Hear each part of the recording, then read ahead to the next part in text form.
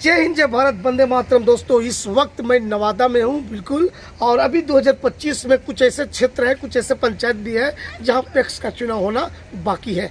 तो ठीक मैं रूबरू अभी मैं करवाने जा रहा हूँ यहाँ पे उम्मीदवार के रूप में, पैक्स उम्मीदवार के रूप में जो भी कैंडिडेट खड़ा है उनको मैं आवाज़ बिहार सरकार से लेकर के केंद्र सरकार तक उनके खुद मुँह बोली यानी खुद उनके मुँह से सुन करके जनता को मैं धरोहित करूंगा। तो अब रह गया सवाल कि 2025 में जो चुनाव हो रहा है पैक्स का, वो पैक्स का चुनाव कितना रंग लाएगा ये तो यहाँ का जनता ही तय करेगा। तो बनी रहिए आप हमारे वीडियो के साथ। सबसे पहले सर, ऑल इंडिया मीडिया के तहत आप हमारे चैनल से जुड़े हैं, आपको मैं धन्यवाद दे रहा हूँ। सर, सबसे पहले आप ये बताइए कि सबसे पहले आप चुनाव कब लड़े थे? ये पहली बार है कि दूसरी बार? सबसे पहले तो आपका जितने भी तमाम दर्शक हैं उनको भी धन्यवाद मेरी तरफ से। ये मेरा दूसरा टर्म चुनाव है। इससे पहले आप ही जीते थे? नहीं, इससे पहले हम चुनाव लगभग 2019 का जो चुनाव था उसमें हम हारे थे। कितने वोट से हम हारे थे? ये तो आकलन नहीं याद है। याद नहीं है सर। अच्छा ये बताइए सर, आप पैक्स का चुनाव क्यों लड़ना चाहते हैं? क्या कारण है कि आप ये पैक्स का चुनाव लड़ रहे हैं? जो हमारा ग्राम है या सोनसिहारी है पंचायत, उसमें जितने भी तमाम ग्राम हैं, सबसे पहले तो सब कृषि से रिलेटेड है। सब घर जितने भी परिवार हैं जो कृषि से जुड़े हुए हैं, और पैक्स में जो कृषि का है रिलेटेड सारा चीज़ है, तो हमारे ग्रामीण को फ़ायदा ज़्यादा से ज़्यादा पहुँचे। हमारे पंचायत में कृषि से सब पालन पोषण होता है।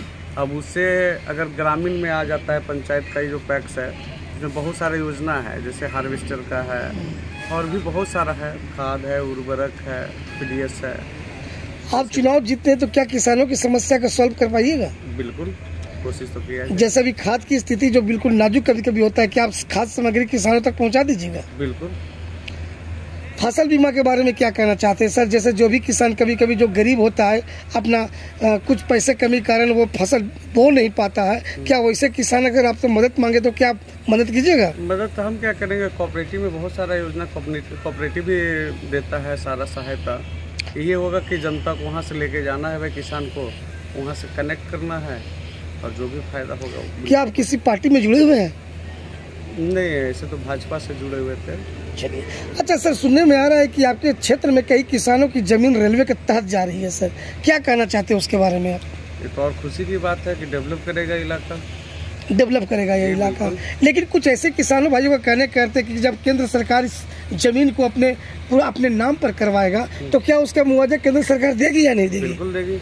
अगर मान लीजिए कहीं ऐसा दिक्कत होता है तो क्या आप किसानों के प्रति खड़ा होंगे? ऐसा दिक्कत होगा ही नहीं, मान लिया बाय द वे ऐसा होता है तो ऐसा होगा तो क्यों नहीं होंगे खड़ा। अच्छा सर, ये बताइए सर, अभी आप बता सकते हैं कि खाद किस रेट से लिया गया है सर? अभी तो आप चुनाव लड़ रहे हैं सर, लेकिन क्या आपकी जानकारी है? हाँ, जानकारी है। किस रेट से लिया जा रहा है सर? कैसे बोला दिया जा रहा है? कोऑपरेटिव से तो नहीं जानते हैं, लोकल मार्केट से, कोऑपरेटिव से, क्योंकि हम अभी जुड़े हुए नहीं हैं। चुनाव जितने जो फूड पैक्स अध्यक्ष हैं, हम क्या कहें क्या नहीं उनको जानकारी है वहाँ से, लेकिन 350 के करीब है।